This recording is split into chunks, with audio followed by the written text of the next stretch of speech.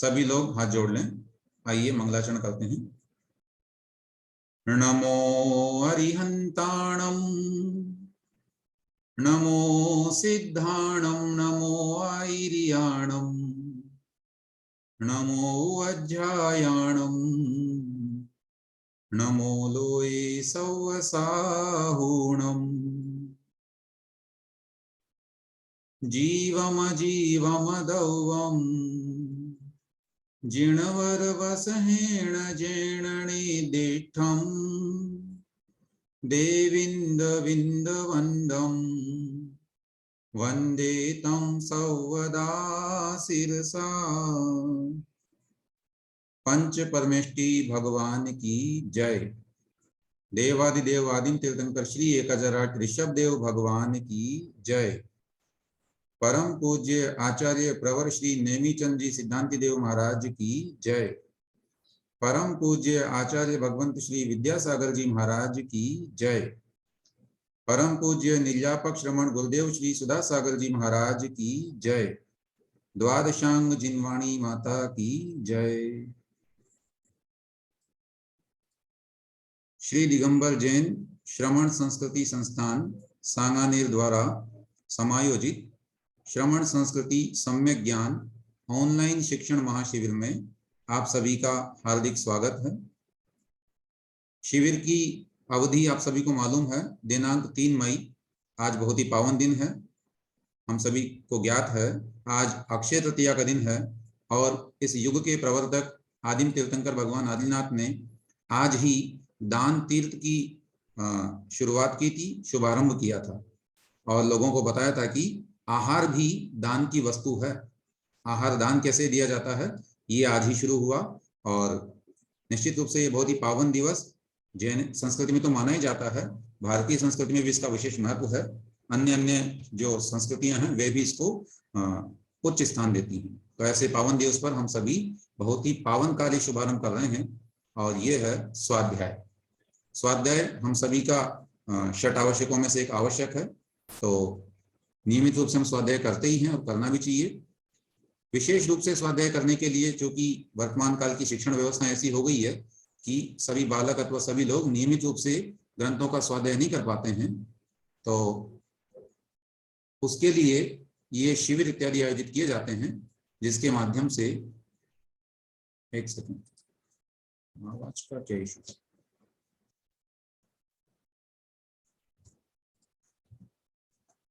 ओम ओम, अभी 1 मिनट, आवाज आनी तो चाहिए। आलोक भैया अगर आप हैं जरा चेक कीजिए, आवाज आ रही है या कोई इशू है आगे से।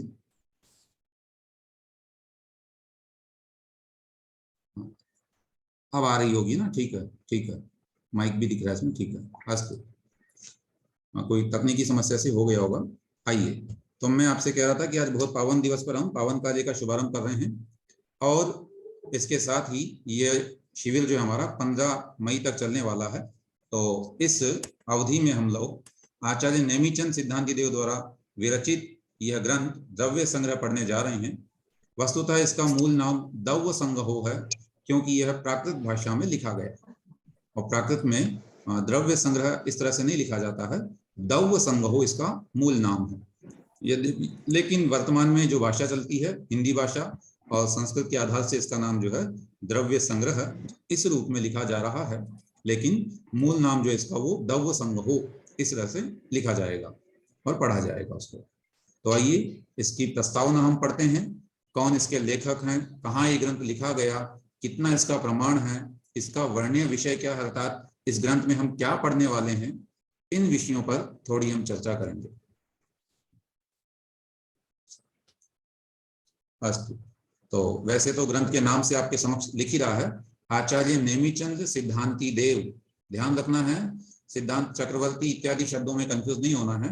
आचार्य नेमीचंद सिद्धांति देव इसके लेखक हैं और मूल नाम दव्य संग्रहो तथा संस्कृत या हिंदी की अपेक्षा से इसको द्रव्य संग्रह कह दिया जाता है, यह इसका नाम।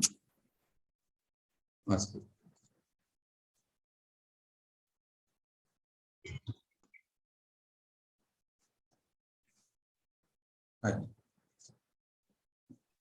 देखें भूमिका, हमेशा ध्यान रखें जब भी हम कोई ग्रंथ पढ़ते हैं तो हमें उसकी भूमिका को अवश्य पढ़ना चाहिए, उसकी जो प्रस्तावना है उसको जरूर पढ़ना चाहिए।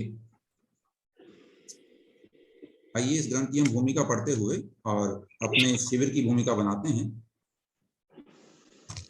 दव्य संग्रहो आचार्य नेमिचंद मुनि की प्राकृत भाषा में निबद्ध अनुपम रचना है।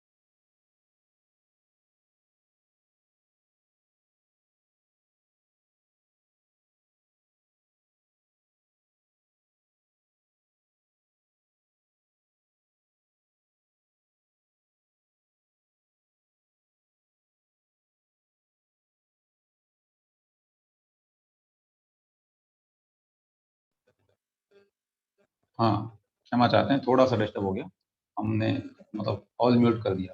अस्तु, ग्रंथ का प्ररूपण लाक्षणिक शैली में किया गया है। प्रत्येक लक्षण द्रव्य और भाव, व्यवहार और निश्चय दोनों दृष्टियों से किया गया है। इन उभय दृष्टियों ने इस लक्षण शास्त्र को अध्यात्म शास्त्र का रूप दे दिया है। अपनी शैली और व्यंजना के बल से इस ग्रंथ ने विद्वानों, सामान्य जनों का और सभी का समादर प्राप्त किया है। निश्चित रूप से ये आदरणीय ग्रंथ है और पूरे भारतवर्ष में जैन समाज में अच्छी तरह से प्रचार को प्राप्त है। सभी लोग इसका सम्मान पूर्वक स्वाध्याय करते हैं, है ना। स्वाध्यायी जन जितने भी हैं इसके स्वाध्याय से अछूत नहीं रहते। जैन समाज में तत्वार्थ सूत्र और छहढाला के समान तत्वबोध के लिए सबसे अधिक पढ़े जाने वाले ग्रंथों में इसने महत्वपूर्ण स्थान प्राप्त किया है। यहाँ मैं तो कहना चाहूंगा, अगर कोई व्यक्ति प्राकृत भाषा में ग्रंथों के स्वाध्याय का समारंभ करता है, शुरुआत करता है, तो वो द्रव्य संग्रह से ही प्रायः किया करता है। उसके उपरांत फिर बड़े ग्रंथों की ओर बढ़ते हैं, लेकिन प्राकृत भाषा में मूल ग्रंथ का यदि कोई स्वाध्याय करने वाला। अब देखें इसके कर्ता कौन है, लेखक जो है मूल रचनाकार। ग्रंथकर्ता के संबंध में इतिहासकारों, विद्वानों का स्पष्ट कथन अन्वेषणीय है। कोई विद्वान आचार्य नेमिचंद सिद्धांत चक्रवर्ती को ग्रंथ का कर्ता मानते हैं, तो कोई नेमिचंद सिद्धांति देव को। किंतु जब से ब्रह्मदेव सूरी रचित बृहद्रव्य संग्रह की टीका प्रकाश में आई है, तब से विद्वानों की धारणा में सुधार आया है। आचार्य ब्रह्मदेव सूरी ने अपनी टीका की उत्थानिका में ग्रंथ रचना का इतिहास स्पष्ट किया है, और ये हमको याद करना भी है, जानना। क्या है वो? मालव देश के धारा नगरी के नरेश भोजदेव के काल में, एक राजा हुए भोजदेव, उनके समय में श्रीपाल मंडलेश्वर के आश्रम नगर, जो वर्तमान में राजस्थान में कोटा के निकट केशवराय पाटन कहलाता है, वहां पर श्री मुनि सुव्रतनाथ जिनालय, बहुत ही अच्छे क्षेत्र है, उसमें श्रेष्ठी, एक श्रेष्ठी थे सोम श्रेष्ठी, उनके बोधनार्थ, माने उनको जैन धर्म का ज्ञान कराने के लिए, जैन सिद्धांतों को समझाने के लिए आचार्य नेमिचंद सिद्धांति देव ने 26 गाथा प्रमाण लघु द्रव्य संग्रह ग्रंथ की रचना की, है ना। ध्यान रखें, सबसे पहले तो 26 गाथा प्रमाण ही लिखा गया और उसका नाम था लघु द्रव्य संग्रह।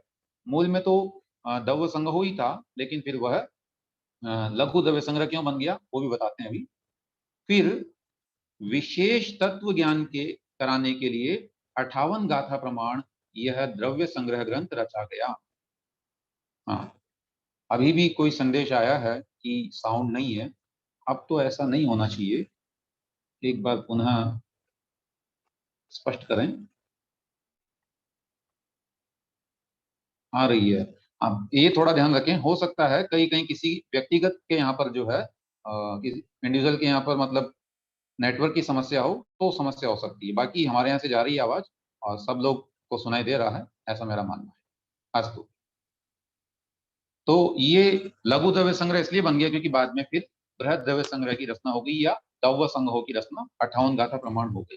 तो पहले 26 गाथा प्रमाण था, बाद में उसे विस्तार करके और 58 गाथा प्रमाण बनाया गया। तो यहाँ हमने जाना कि इस ग्रंथ के रचयिता आचार्य नेमीचंद सिद्धांती देव है। केशवराव पाटन वर्तमान में राजस्थान में मुनि सुरतनाथ भगवान का बड़ा आश्चर्यकारी क्षेत्र है चंबल नदी के किनारे पर, और वहां इसकी रचना की गई थी। वहां आप जाइएगा कभी तो दर्शन कीजिएगा। पाषाण पर उल्लिखित भी है पूरी की पूरी 58 गाथाएं, और उसमें लिखा गया कि यही इसी स्थान पर जो है आचार्य नेमीचंद सिद्धांत देव ने द्रव्य संग्रह ग्रंथ की रचना की। और क्यों की थी? सोम श्रेष्ठी नाम के राजकोष के अधिकारी को समझाने के लिए। अस्तु, आगे देखें इसका वर्णन क्या है, इसमें हम क्या पढ़ने वाले हैं। तो इस ग्रंथ में 58 गाथाएं हैं। प्रथम गाथा में जीव और अजीव द्रव्यों का कथन करने वाले भगवान आदिनाथ को नमस्कार कर ग्रंथकार ने ग्रंथ में वक्तव्य विषय का भी निर्देश कर दिया। माने इसमें क्या कहेंगे वो भी बता दिया, सो हम अभी देखेंगे उसे। दूसरी गाथा से जीव द्रव्य का कथन आरंभ होता है। इसमें जीव को जीव, उपयोगमय, अमूर्ति, कर्ता, स्वदेह परिमाण, भोक्ता, संसारी, सिद्ध और स्वभाव से ऊर्ध्वगमन करने वाला बताया। जैसा कि गाथा लिखी यहाँ पर, जीवो उवोगमो अमुत्तिकर्ता सदेह परिमाणो भूता संसारत्थो सिद्धो सो विश्वसो ढगई। इस गाथा के द्वारा 9 अवान्तर अधिकारों की सूचना दी गई है। तदुपरांत प्रत्येक अधिकार का कथन निश्चय और व्यवहार की अपेक्षा से किया गया। माने जीव को जीव भी निश्चय से कैसा है, उसका स्वरूप व्यवहार से कैसा है, ये उसको बताया गया। 15वीं गाथा से अजीव द्रव्यों का कथन प्रारंभ होता है। 16वीं गाथा में तत्वार्थ सूत्र के समान शब्द आदि को उद्गल की पर्याय कहा। फिर 28वीं गाथा से आश्रव आदि तत्वों का वर्णन प्रारंभ होता है। भाव और द्रव्य की अपेक्षा प्रत्येक के दो दो भेद बतलाकर, माने भाव आश्रव, द्रव्य आश्रव, भाव संवर, द्रव्य संवर इत्यादि बहुत ही संक्षेप में किंतु सरल और स्पष्ट विवेचन किया। गाथा क्रमांक 35 में व्रत, समिति, गुप्ति, धर्म, अनुप्रेक्षा, परिशह जय और चारित्र को भाव संवर के भेद बताया। तत्वार्थ सूत्र में व्रतों को तो पुण्याश्रव माना है और शेष व्रतों में निवृत्ति का अंश भी होता है। अतएव यहाँ व्रतों को संवर का हेतु बतलाया गया है। ये थोड़ा विशेष है ना। श्री तत्वार्थ सूत्र में व्रतों को पुण्याश्रव माना है, लेकिन यहाँ पर उसको संवर अर्थात कर्मों के आश्रव में कम होना भी माना गया है, कमी होना माना गया है।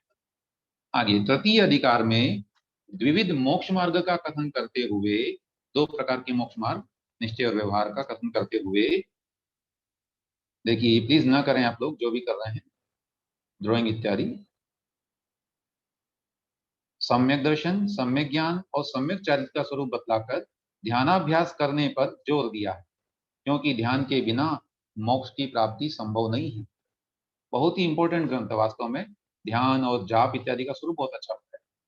ध्यान के भेद और स्वरूप आदि का कथन तो इस ग्रंथ में नहीं आया, किंतु पंच परमेष्टि के वाचक मंत्रों को जपने तथा उनका ध्यान आपने लिखा। एक से आप लिख रहे हैं, आपका माइक म्यूट है। मैंने दूसरी डिवाइस से ज्वाइन किया हुआ है ताकि आपको आवाज आए, है ना, क्योंकि इस डिवाइस में समस्या है जिससे हम ज्वाइन किए हुए हैं, मतलब ये जो होस्ट वाली डिवाइस है। इसलिए आप चिंता न करें, आपको साउंड आ रही होगी।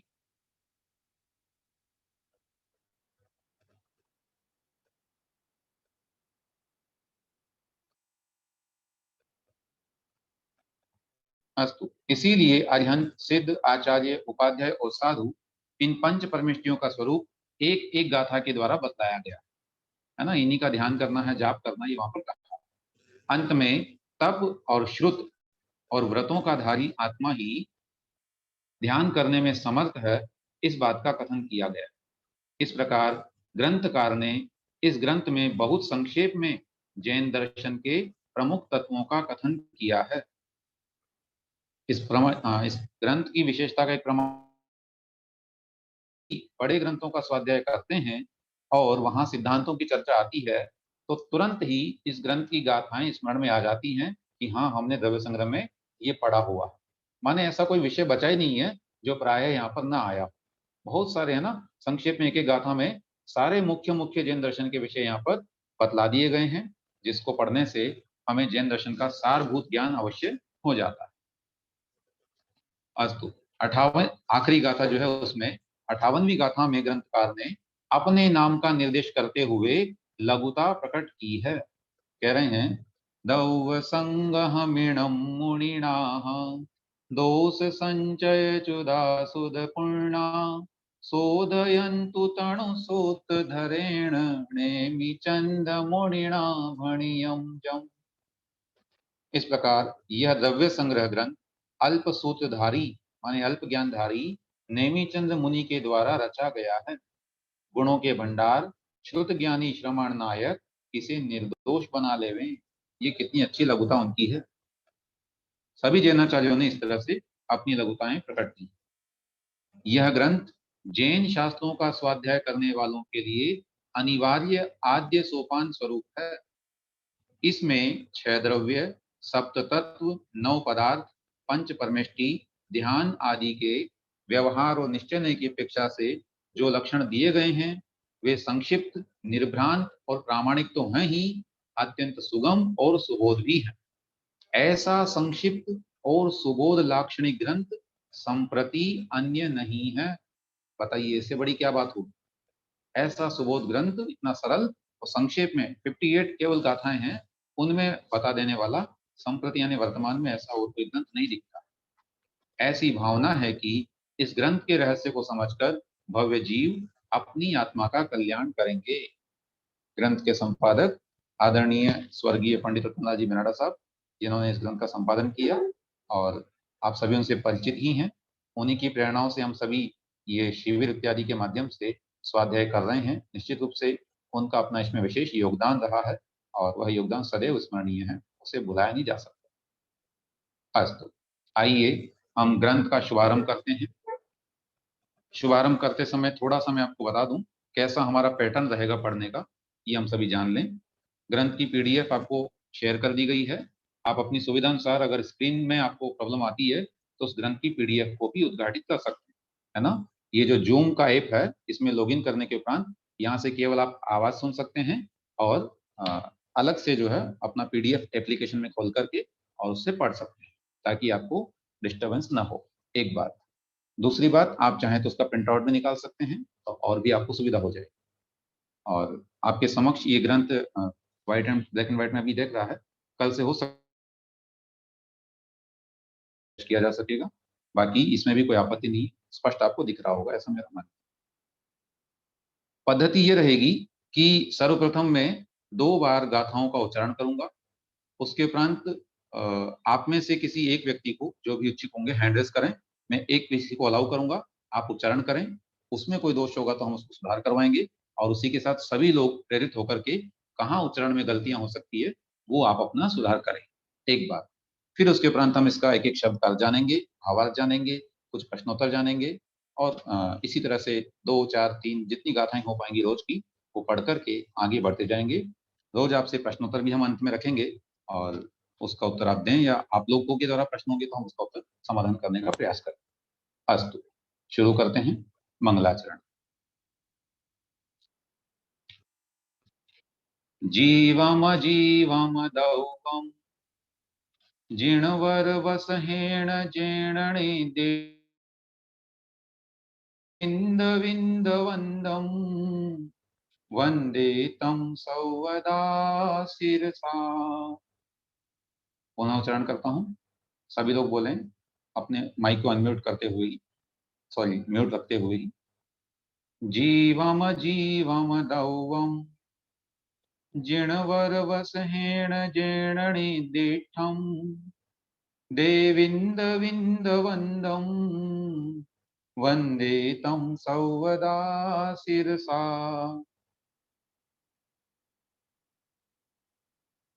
अस्तु। उच्चारण के लिए आप लोगों ने हैंड रेस किए हैं, लाइन आ गई पूरी। और सर्वप्रथम पंकज जी जैन बेगमगंज, आप कृपा करके अनम्यूट करें और बोलिए, इसको पढ़ें। जीवम जीवम दग्धम जिणवरवसहेन जीर्णे दीक्षम देविंद विंद वंदम वंदे तम सौवदा। बहुत बढ़िया। आपको उच्चारण को देख करके लग रहा है कि आपने पूर्व में इसका स्वाध्याय किया है और मतलब आप पढ़ पाते हैं। फिर भी थोड़ा सा जो पहला शब्द उस पर ध्यान देना आपको। जीवम जीवम नहीं, जीवम जीवम दौवम, वहां माँ पे जीवम थोड़ा सा ध्यान। जीवम दग्धम। बहुत बढ़िया। उसमें क्या ना फिर अजीवम शब्द निकलना चाहिए, है जी ना। जी। जीवम, हाँ, अगर हम जीवम जीवम पढ़ेंगे तो दोनों ही जीव हो हाँ जाएंगे, जबकि हमें जी। जीव के साथ अजीव अजीब। द्रव्य का कथन यहाँ किया। अस्तु, जी अभी आप म्यूट कर लें। तो इस गाथा के उच्चारण में यहाँ थोड़ा सा ध्यान देना है। जीवम जीवम नहीं, जीवम जीवम दौवम, यानी अजीवम का साउंड थोड़ा सा या मजीवम का साउंड निकले, ये हमको ध्यान देना। गाथा में आर्या छंद है और पूरी 58 गाथाओं में इसी तरह का छंद रहेगा। इसके अंतर्गत शुरू में 12 मात्राओं को गिन करके पढ़ा जाता है, फिर 18 पुनः गिन करके पढ़ी जाती हैं। समय आने पर ये भी आपको बताया जाएगा कि मात्राओं को कैसे इसमें गणना की जाती है और कैसे हम जो है गाथा को पढ़ते हैं, है ना। यहाँ तो इन्होंने कोमा लगा दिए हैं, वैसे प्राचीन परंपरा में कोमा लगाने की कोई परंपरा नहीं थी। गाथा को बिल्कुल निरंतर लिखा जाता है। और अगर आप हस्तलिखित शास्त्रों को देखेंगे तो उसमें तो 2 लाइन भी नहीं होती है, ये इस तरह से जो है वो पैराग्राफ के रूप में ही कंटिन्यूअसली लिखते हैं उसको। तो फिर वहां तो हमें ये ज्ञान होना बहुत ही अपेक्षित हो जाता है कि हमें कितनी मात्राओं के उपरांत रुकना है और कहाँ पर जो है कंटिन्यू पढ़ना है। अस्तु, देखें जी, इसका मैं संधि विच्छेद करता हूं। जीवम अजीवम दौवम, यहां से 2 शब्द निकलेंगे, जीवम और अजीवम। दौवम जिणवर वसहेण जेण निदिष्ठम देव इंद देविंद विंद वंदम वंदे तम सौवदा शिरसा। कह रहे हैं जीव, जीव क्या है? द्रव्य है। जीवम दवम, जीव द्रव्य को, और अजीवम दवम यानी अजीव द्रव्य को जिणवर वसहेण, जिणवर माने जिनवर, वसह माने वृषभ, अर्थात वृषभ के 2 अर्थ होते हैं, एक बैल भी होता है, एक श्रेष्ठ भी होता है। और हमारे आदिम तीर्थंकर इससे ऋषभ देव का भी नाम निकल आता है। तो जिनवर वसहेण माने जिनवरों में जो वृषभ हैं अर्थात श्रेष्ठ हैं, ऐसे जैन माने जिनके द्वारा। तो जैन जिनवर वसहेण, जिन जिनेन्द्र भगवान ऋषभ देव के द्वारा जीव और अजीव द्रव्य को निर्दिष्टम यानी कहा गया है, निर्दिष्ट किया गया है, हमें बताया गया है। तम यानी उनको, उन जिनेन्द्र भगवान को जो कैसे हैं, देविंद विंद वंदम। देखो देविंद माने देवेंद्र, देवों के इंद्र। अब देवों के इंद्र कितने हैं हम सभी जानते होंगे, अलग अलग देवों के अलग अलग इंद्र हैं, 4 प्रकार के उसमें आए, आज में भी दिए जाएंगे यहाँ पर, पवनाले 40 इत्यादि। तो देवेंद्र माने देवों के इंद्रों का जो विंद, विंद बोलते हैं समूह को, वृंद यानी समूह होता है। तो देवेंद्रों के समूह के द्वारा वंदम यानी वंदनीय, अर्थात पूरे 100 इंद्र आकर के जिनको नमस्कार करते हैं, ऐसे शतेंद्र के द्वारा जो पूजित हैं, तम यानी उन भगवान को सर्वदा सिरसा वंदे, हमेशा सिर झुकाकर नमस्कार करता हूँ। नमस्कार की भी विधियां कई है, उनमें भी कैसे नमस्कार, सिरसा वंदे माने पूरा मस्तक झुका करके नमस्कार करता हूँ, ठीक है ना। सर्वश्रेष्ठ नमस्कार कहा गया है अष्टांग नमस्कार, वह करता हूँ मस्तक झुका करके, माने मस्तक पूरा उनके चरणों में समर्पित हो जाए, इस तरह का नमस्कार हम कर रहे हैं। तो यहाँ पर अन्वय से यदि हम इसको देखेंगे, अन्वय माने सीक्वेंस में, जब भी गाथा लिखी जाती है तो उसमें जो सेंटेंस फॉर्मेट होता है वो थोड़ा चेंज हो जाता है। कर्ता कहीं आ जाता है, क्रिया पीछे या आगे हो जाती है, कर्म कहीं लिखा चला जाता है। लेकिन जब उसको वाक्य की फॉर्म बनाएंगे तो उसको बोलते हैं अन्वयार्थ, जिसको हम सेंटेंस फॉर्म भी कह सकते हैं। तो इसका सेंटेंस अगर बनाएंगे तो कहेंगे जेण जिणवर वसहेण जीवम अजीवम दौवम निर्दिष्टम तम या देविंद विंद वंदम तम सवदा सिरसा वंदे। है ना। जिन जिनेन्द्र ऋषभ ने जीव और अजीव द्रव्य का कथन किया है, माने हमें जीव और अजीव क्या होता है ये बताए हैं, ऐसे उन इंद्रों के समूह से वंदनीय है जो उन भगवान जिनेन्द्र देव को या ऋषभ देव को सदा मस्तक झुकाकर नमस्कार करता हूँ। अस्तु। पूर्व में इसका थोड़ा भावार्थ भी पढ़ते हैं, फिर थोड़ी विशेष बातें इस मंगलाचरण की आपको हम बताएंगे। भावार्थ में लिखते हैं, आचार्य नेमिचंद सिद्धांति देव ने मंगलाचरण में जिन, जिन का मतलब होता है जिन्होंने इंद्रियों को जीता है, जिन शब्द का अर्थ। फिर जिनों में भी जिनवर, तो जिनों में जो श्रेष्ठ होते हैं ऐसे गणधर देव। ध्यान रखिए, जिन का अर्थ होता है सभी पंच परमेष्टि, मुनिराज भी जिन कहलाते हैं। है ना। आगम में 5 प्रकार के जिनों की संज्ञा आई है ना। तो मुनि भी जिन है, लेकिन उनमें जो श्रेष्ठ हैं वो हो गए गणधर भगवान। और फिर जिनवरों में जो वृषभ, उनमें भी सबसे श्रेष्ठ हैं ऐसे प्रत्येक तीर्थंकर। तो एक अर्थ तो ये भी निकल आता है, और वृषभ से अर्थ भगवान आदिनाथ भी आ जाता है। तो दोनों हमें ग्रहण करने योग्य है ना। पदानाम अनेक अर्थाः, माने शब्दों के अनेक अर्थ हुआ करते हैं। तो इसलिए ऐसा झगड़ना नहीं है कि केवल इसमें कौन से तीर्थंकर को नमस्कार किया है या मुनि को किया, नहीं, दोनों को नमस्कार है, दोनों वंदनीय है इस तरह से। तो जिनवर वृषभ का अर्थ है भगवान आदिनाथ या जिनेन्द्र श्रेष्ठ, जिन श्रेष्ठ माने तीर्थंकर भगवान। तो सभी तीर्थंकर को नमस्कार कर परंपरा का दिग्दर्शन कराया। ऐसे जीव और, ये थोड़ा सा मिसप्रिंट लग रहा है मुझे।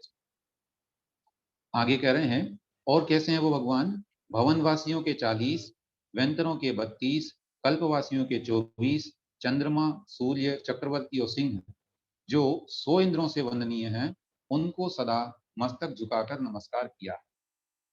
अब देखिए, ये यहाँ गाथा में तो ऐसा नहीं लिखा, लेकिन इसकी जो टीका लिखने वाले हुए आचार्य ब्रह्मदेव सूरी, अब वो ग्रंथ तो 10 दिन में या 15 दिन में संभव नहीं है ना। बृहद द्रव्य संग्रह, टीका में ये सब वर्णन मिलता है नीचे, भवनालय 40 इत्यादि। तो ये गाथा वहां मिलती है, उच्चारण में उसका करता हूँ आपके समक्ष एक बार। भवनालय 40 विंतर देवान होंति 32 कपामर 24 चंदो सूरो नरो तिरियो। ये गाथा वहां पर उल्लिखित है, माने 100 इंद्रों का उसमें नाम बताया है कि तीर्थंकर देव के 40 में भी 20 इंद्र और 20 प्रतीन्द्र हो जाते हैं। ऐसे ही वेंतरों के 32, कल्पवासी यानी जो विमानवासी देव होते हैं ऊपर स्वर्गों में, उनके 12 इंद्र और 12 प्रतीन्द्र मिला के 24।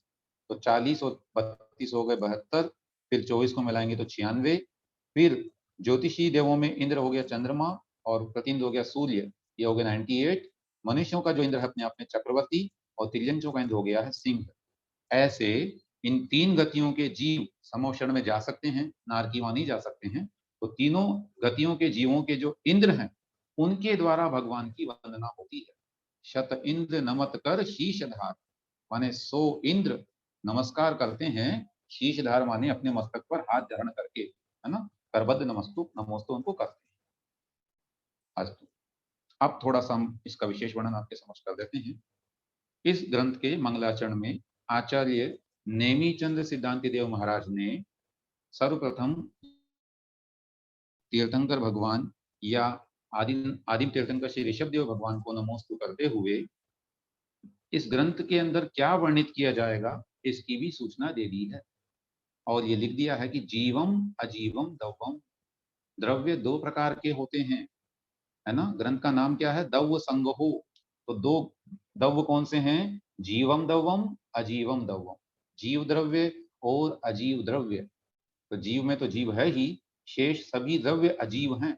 अजीव में 5 द्रव्य आ जाएंगे, उद्गल, धर्म, अधर्म, आकाश और काल, इस प्रकार से 6 द्रव्य होते हैं और इन द्रव्यों का ही संग्रह इसमें किया गया है।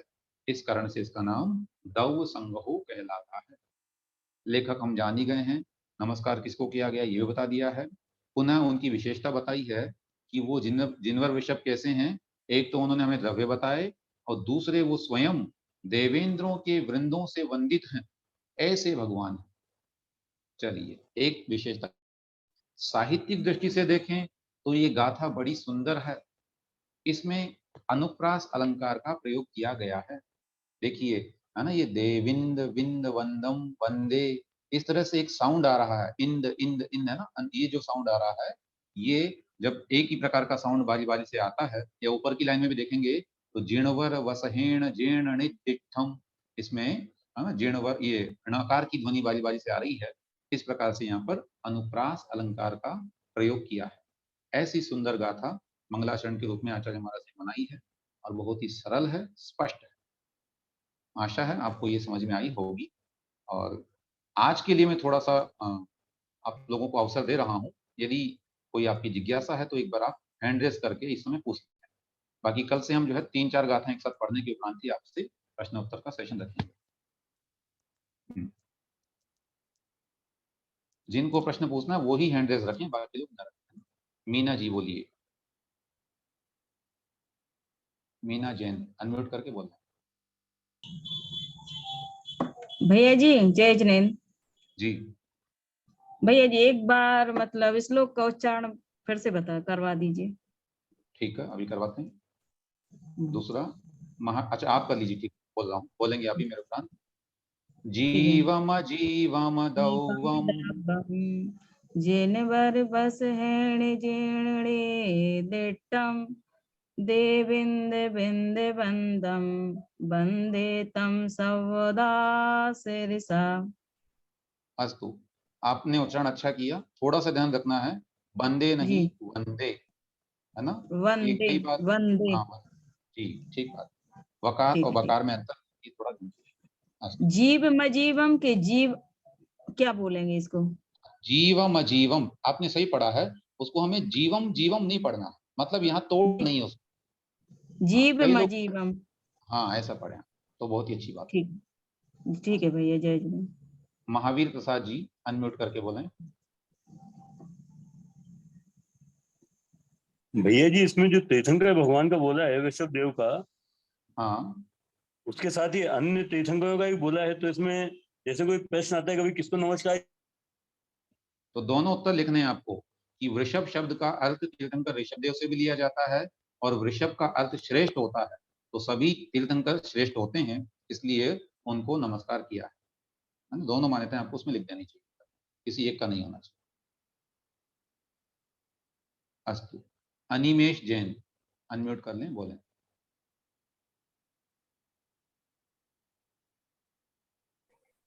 जय जिनेन्द्र भैया जी। जी जय जिनेन्द्र। भैया जी मैंने तो पढ़ने के लिए हैंड रेस किया था। अच्छा अच्छा अच्छा, ठीक है ठीक है, तो फिर आपको हैंड डाउन भी कर लेना चाहिए वापस, है ना, ताकि जिन लोगों की जिज्ञासाएं हैं वो ही करें। ठीक है, हाँ रुचि जैन जी बोलिए। जय जिनेन्द्र भैया जी। जय जिनेन्द्र। भैया जी फर्स्ट जो लाइन है उसमें जो लास्ट वर्ड है उसे निर्दिठम बोलेंगे। निर्दिठम, निर्दिठम। दो बार है ना निर्दिठम। हाँ 2 बार, हाँ अगर एक होता तो हम निर्दिठम पढ़ते हैं उसको, निर्दिठम, लेकिन 2 है इसलिए निर्दिठम। ओके ठीक है, जय जिनेन्द्र भैया जी। जय जिनेन्द्र। अस्तु, और कोई है बाकी? रेणु आंटी जी, हाँ रेणु जी बाकी बात अनम्यूट करके बोलें। ये आपने भी उच्चारण के लिए किया। आप रोज सैंपल पेपर भेजेंगे क्या? हाँ भेज देंगे। वैसे तो मेरी इच्छा थी कि इसी में हम प्रश्नोत्तर लिखवा लेते या स्क्रीन पे बना करके पूछ लेते, लेकिन आज तो उतना नहीं हो पाया है। हम भेज देंगे उसमें ना, ग्रुप में भेज देंगे प्रश्नोत्तर। ठीक है भैया जी। पाटनी जी है कोई, नाम तो स्पष्ट नहीं हो रहा इसमें, उधा लिखा हुआ है, ये शायद सुधा जी पाटनी हो शायद। 1 2 3 4 5 6 पूछिए अनम्यूट करके। जय जिनेन्द्र भैया जी। जी जय जिनेन्द्र भैया जी। हाँ बोलिए जय जिनेन्द्र। भैया जी एक तो मुझे आपकी अनव्यार का क्या मतलब बताया आपने? अन्वयार्थ का मतलब होता है, अन्वय माने सीक्वेंस, माने सही पद्धति से लिखना, एक के बाद एक लिखना, है ना, जिस क्रम में होना चाहिए, मतलब क्रम पूर्वक उस शब्दों को लिख करके और फिर उसका अर्थ निकालना, इसको बोलते हैं अन्वयार्थ, है ना, इसका जिसको हम उच्चारण ऐसे ही करेंगे, एक बार बोल के बताऊं आपको। हाँ बोलिए, चलिए बोलिए। जीवम जीवम दवम जिणवर वसहेण जेणनी दिठम देविंद विंद वंदम वंदे तम सर्वदा शिरसा। ठीक है, और मैं स्पष्ट कर दूं आप लोगों को उच्चारण के लिए। देखिए, एक बात, हमें एक ही व्यक्ति का नंबर है ना, बाकी लोग प्लीज उसी से शिक्षा लेकर के और अपना जो है ग्रहण कर लें। और ये भी है कि जिनका एक बार नंबर आ जाए तो वो कृपा करके अन्य लोगों को भी मौका दें, है ना। आज तो अंतिम प्रश्न है, शिक्षा जैन, यूएसए से शायद आप इसमें लिखे हुए हैं, पढ़िए, पूछिए, सॉरी अनम्यूट करके पूछिए। भैया जी जय जिनेन्द्र, ये जिन जय वर्ण वसहेण जैन दिट्ठिम का अर्थ एक बार फिर से बता दीजिए। अवश्य। जैन माने जिनके द्वारा, है ना, येन बोलते हैं संस्कृत में, येन माने जिसके द्वारा, तो येन जिनवर वसहेन है, जिन जिनवर विषय के द्वारा।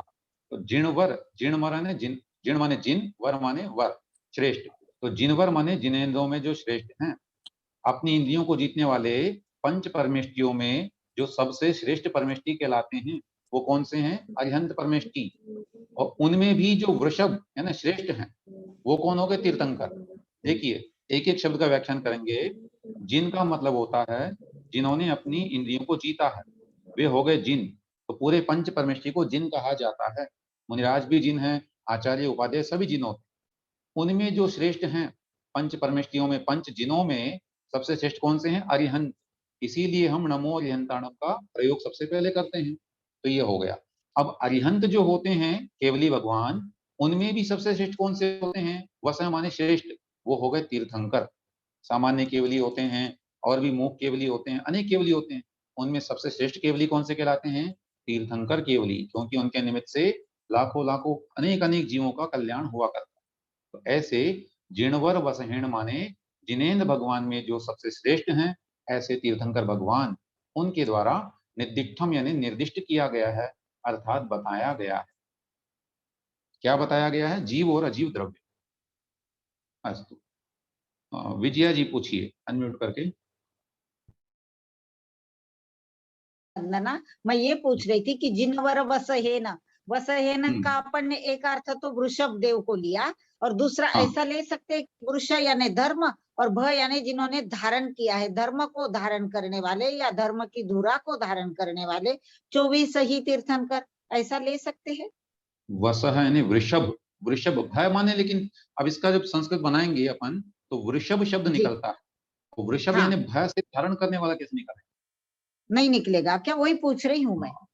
हाँ जी, वृषभ नहीं धय से निकलना तो होता, धारण करना, धारणा आती है, लेकिन भय नहीं आता उसमें। वृषभ शब्द में जो है धर्म को हाँ, धारण वही करना। मुझे भी थोड़ी शंका हुई। तो यानी 24 तीर्थंकर ही लेना पड़ेगा। बिल्कुल बिल्कुल जी जी, प्रणाम भाई साहब, प्रणाम। ठीक है, प्रियंका जी बोलिए, अनम्यूट करके बोले प्लीज। हाँ हाँ जी, जय जिनेन्द्र भैया जी। जय जिनेन्द्र भैया जी, ये एक बार मंगलाचरण। बोलिए बोलिए। हाँ, जीवम दव्वम जिनवर वसहेण जेण दिट्ठम देविंद विंद वंदम वंदे तम सर्वदा शिरसा। पहली पंक्ति में अंतिम शब्द है निदिष्ठम, नहीं निदिष्ठम। निदिट्ठम, हाँ निदिट्ठम। हाँ जी, हाँ जी, बिल्कुल हाँ जी, ठीक है भैया जी, ठीक है, बस ठीक है। अभी प्रश्नोत्तर का सेशन यहीं तक रखते हैं, और अब थोड़ा ठीक है सा भैया जी। एक गाथा और पढ़ेंगे, फिर हम आगे बढ़ेंगे, है ना। दोबारा आपसे प्रश्नोत्तर के लिए पूछेंगे। एक गाथा और पढ़ते हैं। जीवो उवो गमो अमुत्तिकता सदेह परिमाणो भूता संसारथो सिद्धोसो विससोढगई। पुनः बोलता हूं, जीवो अमुत्तिकर्ता सदेह परिमाणो भूता संसारथो सिद्धो सो विससोढगई। उच्चारण के लिए अनम्यूट करेंगे सारिका जैन जी।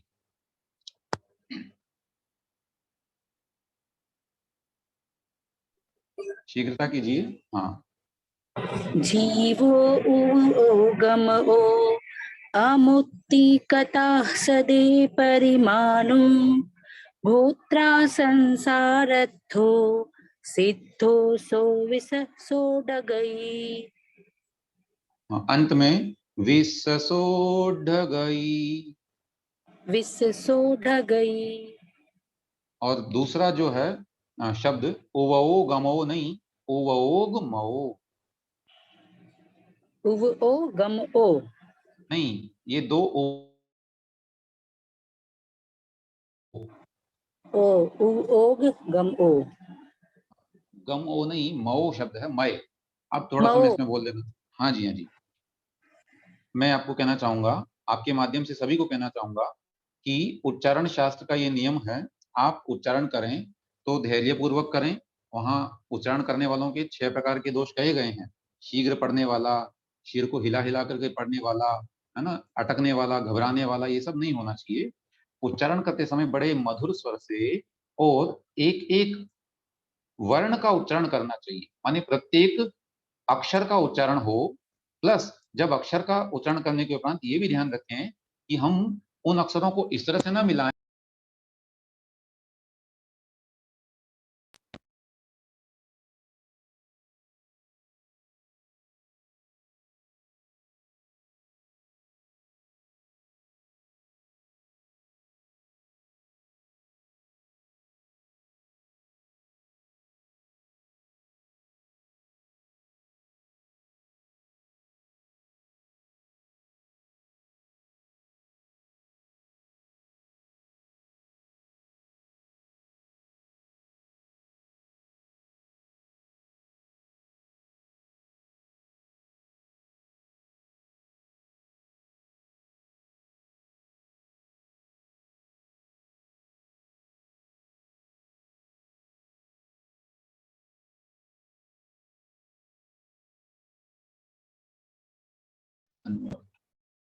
ठीक है, अभी शायद आने लगी होगी। आओ साउंड वापस।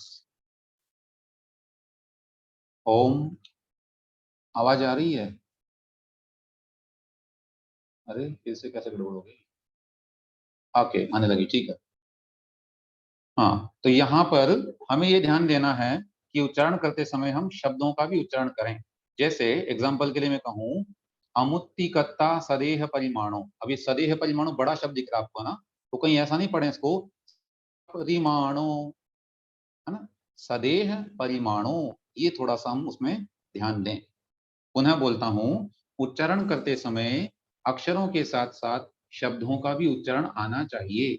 माने हमारे उच्चारण से शब्द उच्चारित होने चाहिए, और शब्द उच्चारित हो गए तो काफी हद तक आपने अर्थ का भी उच्चारण कर दिया होता है। उससे अर्थ का अवगमन हो जाता, माने समझ में आ जाता। ये हमको ध्यान देना है। तो एक बार पुनः पढ़ता हूं इसको, फिर हम अर्थ पढ़ेंगे इसका। जीवो उवोगमो अमुत्तिकर्ता सदेह परिमाणो भूता संसारथो सिद्धो सो विससोढगई। जीवो उवोगमो अमुत्तिकर्ता सदेह परिमाणो भूता संसारथो सिद्धो सो विसस, और उसका विच्छेद होगा विससा प्लस उड्ड गई। आ और ऊ को मिला के ओ हो गया, इसे गुण संधि कहते हैं। यहाँ पर हमें ध्यान देना है, विससा उड्ड गई। कह रहे हैं जीवो माने जीव, जिस जीव द्रव्य की बात कर रहे थे वह, यह सो शब्द आया, सो माने वह कैसा है? जीवो, जीव है। वो जीव द्रव्य भी कैसा है? सबसे पहले तो उसकी विशेषता बताई, जीव है, माने वो जीवन जीता है, जीने वाला। दूसरा, उपयोग मऊ, उपयोगमय है, उसमें उपयोग पाया जाता है। ये जो मऊ शब्द है ना, इसकी भी बड़ी विशेषता है, एक एक शब्द का बड़ा अच्छा मीनिंग होता है। ये मयट प्रत्यय होता है। मयट प्रत्यय का मतलब होता है प्योर, उसी से बना होना। जैसे हम बोलते हैं कि ये आभूषण स्वर्णमय है, माने सोने का बना हुआ है। इसका अर्थ हुआ कि केवल सोने का बना है, उसमें अन्य मिलावट नहीं है। ये मयट से बना होना।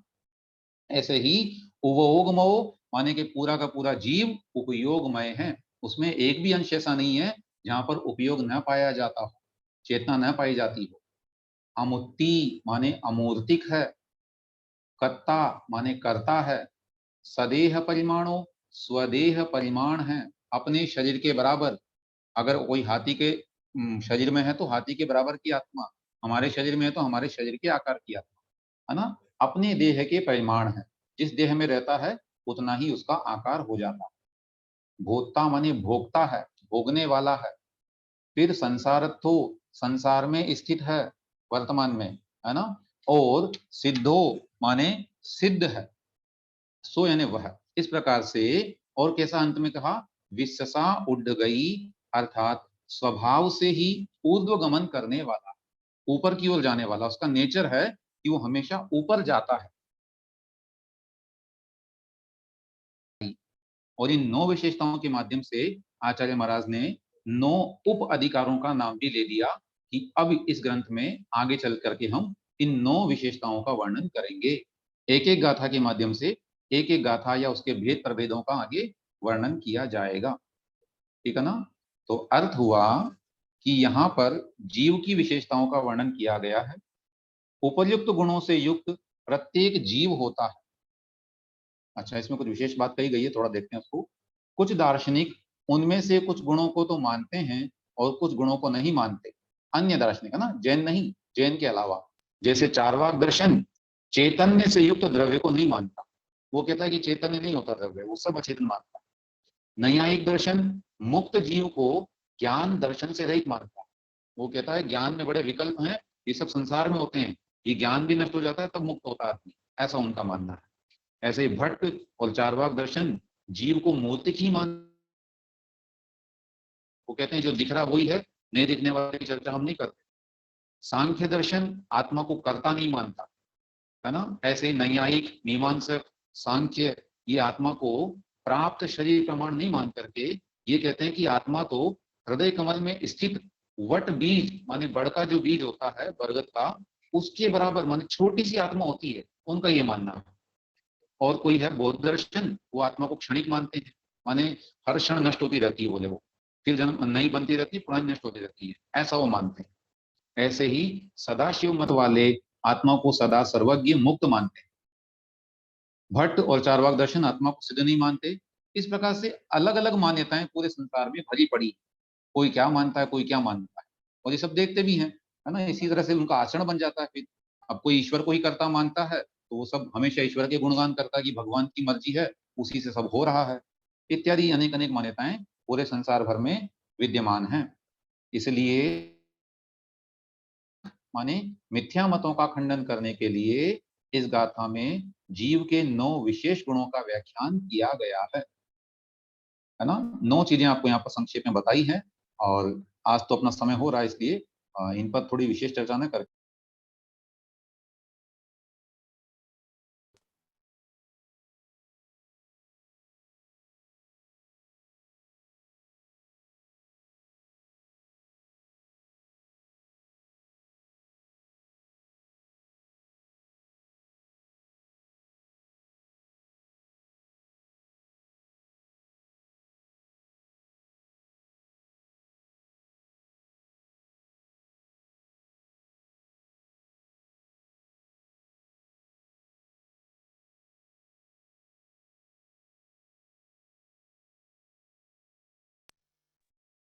भोक्ता है, संसार में स्थित है, सिद्ध है और स्वभाव से ऊर्ध्वगमन